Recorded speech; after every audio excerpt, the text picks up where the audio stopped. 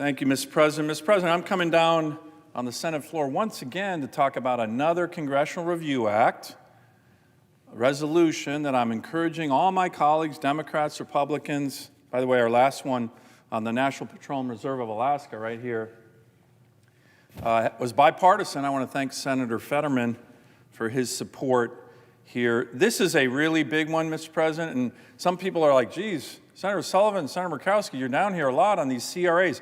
We are down here a lot on these Congressional Review Act resolutions because of this. Right? Now, I've trotted out this chart a lot, but it bears repeating. The Biden administration decided, because the far-left radical environmental groups say, hey, when Democrats get in power, and that'll mean the minority leader, if he ever became majority leader, that would include him. When they get into power, what do? They want to make sure they shut down the great state of Alaska. I won't go into all the reasons, but they do it, and they're aggressive on it. So, as I've said before, during the 4 years of the Biden administration, we had this last frontier lockup. Here's the actual list, Mr. President. I mean, it's shocking. Right? I don't think in the history of America, the federal government, the White House, ever used its powers so much to try to crush one state. They did it during the 4 years of the Biden administration with support of my friends on the other side of the aisle. 70 executive orders and executive actions, singularly and exclusively focused on the great state of Alaska. By the way, 10 on day one. So when Joe Biden got inaugurated, man, he was raring to go to crush Alaska, kill thousands of jobs. By the way, great union jobs, by the way. Nobody ever talks about that. These are all great union jobs to develop resources for the great state of Alaska. So that was it. 70. Could you imagine any other state in America having their own federal government crush them? We got sanctioned more than Joe Biden sanctioned Iran and Venezuela, and they're terrorist states. But that's what we dealt with. So the reason I'm down here so often, Mr. President, on these CRA, Congressional Review Act resolutions, it's our chance, it's the Republican Senate with a Republican president and a Republican White House to say, now wait a minute, we don't think the power of the federal government should be used to crush any state like this, especially one with all these great resources and great Native people. I'm going to get to all this. But the Democrats do that.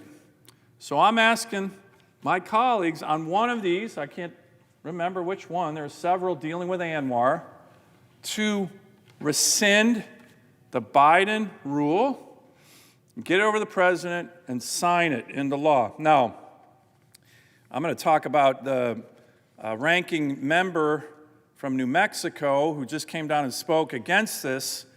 He's the number one guy in the Senate who loves to crush Alaska. But I'm going to go into a little bit about his state and maybe a word called hypocrisy that we're going to get to here in a minute. But, Mr. President, this one's really big.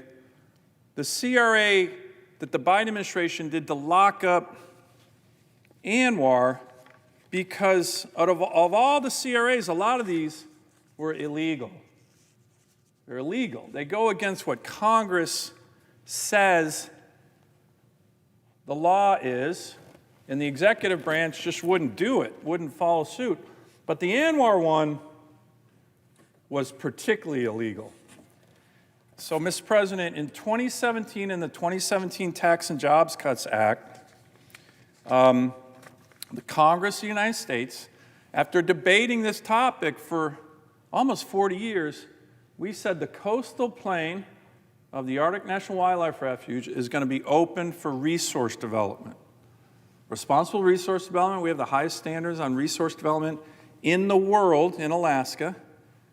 So the Congress, in a law, didn't suggest that we do it. The Congress mandated 2 lease sales, have to do it, executive branch, offering no fewer than 400,000 acres in this area, what we call the 1002 area. That's named after Section 1002 of ANILCA. We finally got it done. This is a hugely bipartisan issue in Alaska. We know how to develop our resources. By the way, the Native people, great, heroic Native people, Nupiaq natives who live on the north slope of Alaska, in NPRA, in ANWR. I just did a town hall, by the way, with the great people, our North Slope Borough and the one community that actually lives here, just last night, they all, the leadership, almost unanimously, wanted this resource development. I'm going to get into that in a minute, Mr. President. So the law of the United States, President signed the 2017 Tax Cuts and Jobs Act. Section 1 was about tax cuts and jobs. Section 2 was about opening ANWR. That's what it said. Shall do it, must do it. Okay, that was the law, Mr. President. So imagine when the Biden administration came in and they started saying, we're not going to follow the law. As a matter of fact, the Secretary of Interior there, of the Biden administration, she announced at a press conference that through a regulation that we're going to rescind today, that they're going to lock up and shut down ANWR. No lease sales. They're going to cancel the lease sales, the Trump administration. This is blatantly illegal.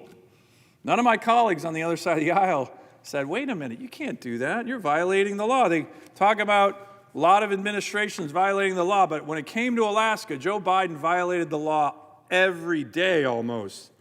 So this is a quote from Secretary Haaland. Despite the law, she was a former congresswoman, saying you got to develop this, shall, must, Congress is telling you. She said with today's action on an executive order, no one will have the right to drill in this area. Whoa. Well, that's pretty darn illegal when the Congress said, no, you have to do that. So it's not just me saying that, Mr. President. In 2025, after litigation by the state of Alaska against the Biden administration, one of our federal judges in Alaska, Judge Gleason, wrote that the federal defendants, that's the Biden administration, cancellation of the ANWR leases, which they did illegally, was not in accordance with the law. I'm quoting the judge. Department of Interior's error is serious. The Department of Interior canceled these leases without following congressionally mandated procedure. So there you go. It's not just me. One senator saying what Joe Biden did was illegal. It was a federal judge. So this vote today is actually to vindicate the rule of law. My colleagues on the other side of the aisle like to talk about the rule of law a lot. So I certainly hope that we can do that. Now, to Senator Heinrich, the senior senator from New Mexico, and his colleague, Secretary Haaland, I think they need special recognition on what I would just refer to as hypocrisy. Because as soon as that 2017 law was passed saying, hey, you can now develop this area, the senior senator from New Mexico led a letter with dozens of Democrat senators writing all the investment banks and all the insurance companies saying, hey, we're a bunch of senators, we have a lot of power, don't invest in Alaska. Don't invest in ANWR. Don't. I mean, that can threaten businesses and stuff. We're a bunch of powerful senators. Don't do it. Could you imagine, Mr. President, if every senator in the Senate decided, hey, I'm going to pick on New Mexico. I'm going to make it my point in life to just go after New Mexico, shut down their economy, kill thousands of jobs. This place wouldn't work at all. But the senior senator from New Mexico has made it a career of shutting down my great state. Now, in one of those letters, he said we have to do this, shut down Alaska, don't invest in Alaska. He's down here on the floor arguing against voting for this CRA. Because he said we have to, quote, meet America's climate goals. Okay? So that's one of his arguments. Let's shut down the great state of Alaska so we can, quote, meet America's climate goals. So here's what I'm talking about a little bit on hypocrisy, Mr. President. During the time of the Biden administration of this, 70 executive orders right there to crush my state, kill thousands of jobs, what was going on with New Mexico? Where the senior senator's from, and where Secretary Haaland's from? Well, Mr. President, the press never writes this story. I've given a speech on this many times. It was drill, baby, drill in New Mexico. Drill, baby, drill. You want to talk about climate goals? You want to talk about a climate bomb? My state barely has 500,000 barrels a day of production. New Mexico, under Joe Biden and Secretary Haaland and the senior senator from New Mexico, they went from 1 million barrels a day to 2 million barrels a day, all on federal lands. Is that hypocrisy or what? There were 9,366 applications for permits to drill during the first 2 years of the Biden administration. My state got 0 from these guys. Over half of all permits to drill on federal lands in the first 2 years of the Biden administration went to what state? Oh, shoot, New Mexico. Drill, baby, drill, climate bomb. But the senior senator is going to come down here and continue what he's done throughout his career, which is try to shut down my state. It's outrageous. It is outrageous. Like I said, New Mexico has increased oil production since 2019 from 1.2 million barrels a day to 2 million barrels a day, all on federal lands. They're the second most oil-producing and climate-producing state in the country. Last year, the New Mexico Legislative Finance Committee took the tax receipt from all its drill, baby, drill oil, and you know what they're doing with the money, Mr. President? Free college, tax cuts, infrastructure, child care, health care, you name it. And yet this guy wants to shut down my state. Hypocrite. Hypocrite. So, Mr. President, let me end with one final point, because I've heard the senior senator also from New Mexico come down and say, well, the native people really want to keep this area locked up. That is so wrong. That is not correct at all. It's frustrating as can be when I hear another senator try and speak on behalf of the native people I have the privilege of representing. The vast, vast majority of the people who live on the North Slope of Alaska, the Inupiat, natives, they want to develop the resources. Why? For the same reason that New Mexico is giving health care and child care and infrastructure from oil revenues to their people. So I find it very frustrating when I have Senate colleagues, particularly the senior senator from New Mexico, come down on the floor and say, well, we got to shut down Alaska. We got to keep them from developing. We'll kill thousands of good union jobs. But hey, don't look. It's drill, baby, drill in my state, which it is, which it has been. So, Mr. President, I'm going to submit for the record the native voices of my state who want to develop the resources. Now, there's a lot of reasons for that. My colleagues on the other side of the aisle love to talk about how they're for people of color, indigenous people, minority communities, but there's a big asterisk on that. Not if it's Native Alaskans. No way. No way. They love to keep them down, keep their economic prospects limited, and take away opportunity. That is why, Mr. President, I would like to submit this letter for the record in support of this CRA, in support of this Senate resolution.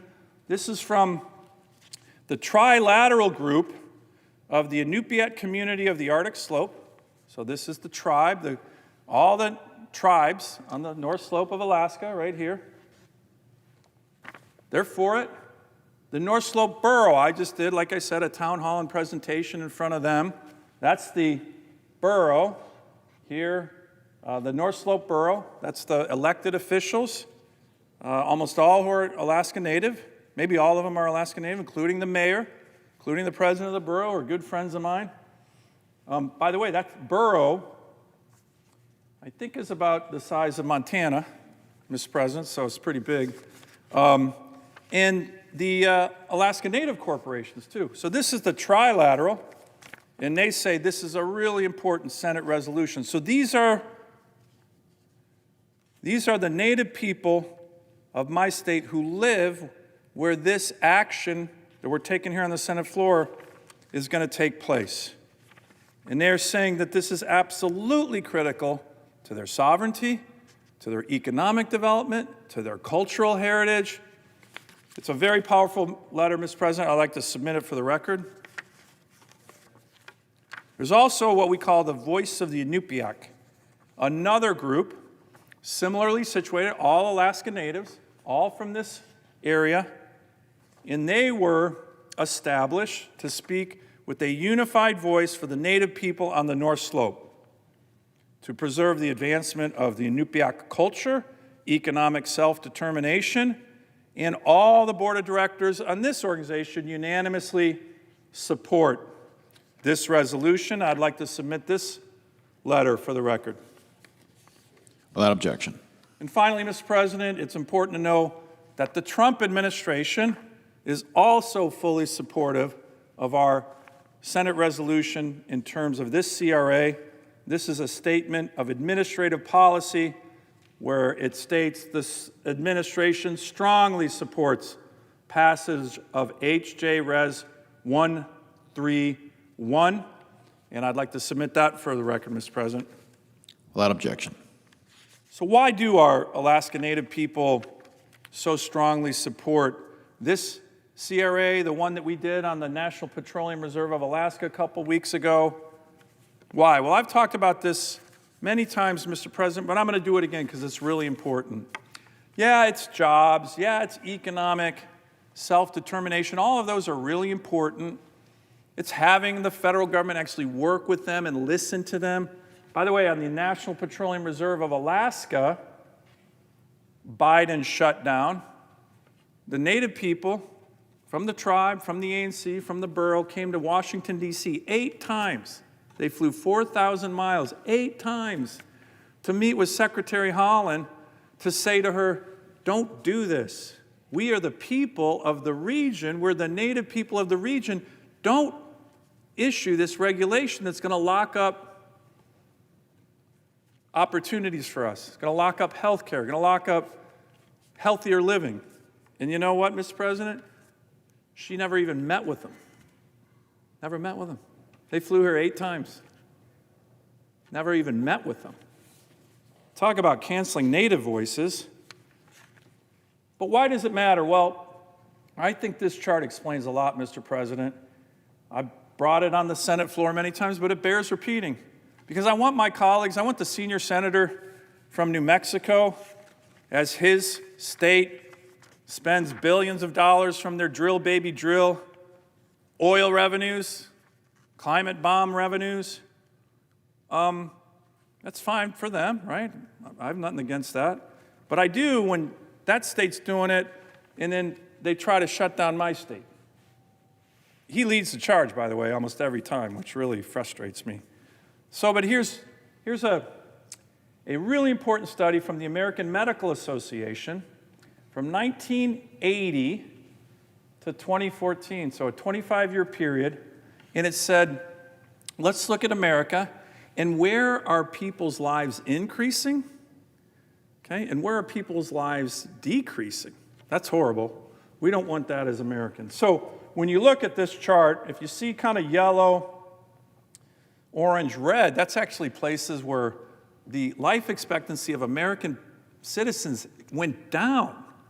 That's very unusual for us. We don't want that. That's, unfortunately, that's been in places, like West Virginia, Southern Ohio. That's primarily, Mr. President, opioid epidemic stuff, which is horrible.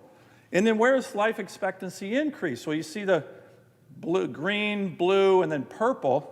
The increases are dramatic. 13 years where the purple places are, okay? Well, guess which state increased life expectancy the most over that period from 1980 to 2014? Alaska. And guess which parts of Alaska? The parts with predominantly Native populations.